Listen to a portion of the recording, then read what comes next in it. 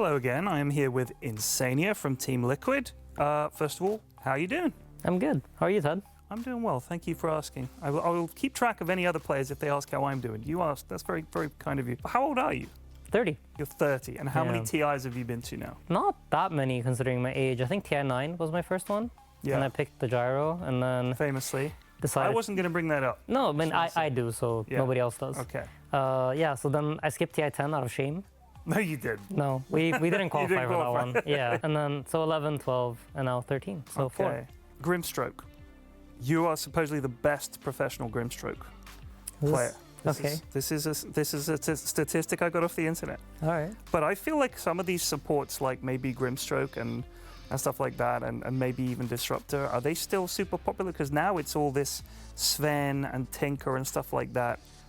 You're a support player. Have you now had to suddenly start playing heroes that maybe traditionally wouldn't have been considered supports? Absolutely. Like, I've been playing Naga Siren, Right. I've been playing Tinker, and then like sometimes I just look at our entire draft and I'm like, how is this like what Dota had developed to? Like when I started playing the game, it was much more clear like what a support was. This is a support and hero. what a core was. Yeah.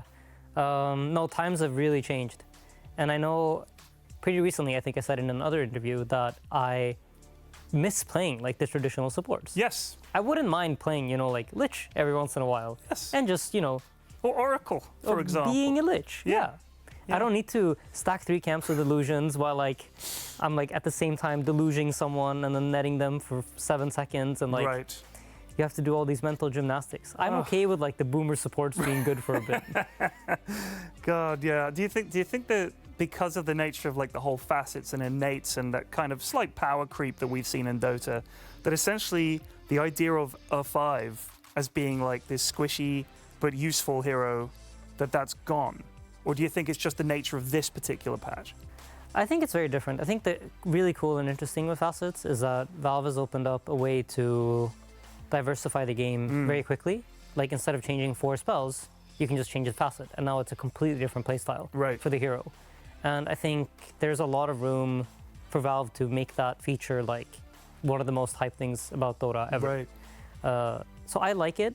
I think right now we're in a place where it's still very fresh, and that's why you have some things that are maybe like a bit overtuned, or it doesn't really make sense to Dota in the long run, and it's a little chaotic right exactly now. exactly. And I think these things we should appreciate when we have them, because I know like when I look back like 5 years ago, I'm like, oh wow, I really missed that thing with Coddle where you had the giant lamp around you and like it was daytime and you just heal everyone.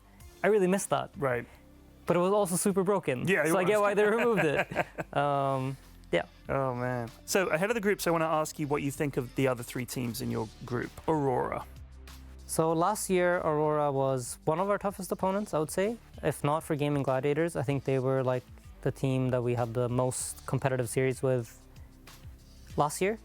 So very well familiar with them. A lot of respect for that team. I think coming out of SCA and not having like the practice that we do in Europe, I think is quite a tough hill to overcome. And I think last year they did, and they did it tremendously. And I think this year they've kind of been struggling to find that form. But in my eyes, they're always quite a tough opponent. And yeah, I'm looking forward to playing against them. It'll be a good series. What about Team Spirit? So Spirit's one of the teams I think I respect the most, just flat out. I think whenever we are out of an event, I'd be the happiest if they won. What is it about them that you like? I think it's something to do with the way they play that is so different from how we play. And I just have to appreciate like the way they make it work. And it feels like something beyond maybe what I could create. If like I was in charge of a team, I don't know if I could make a team play like Spirit. What about Beast Coast?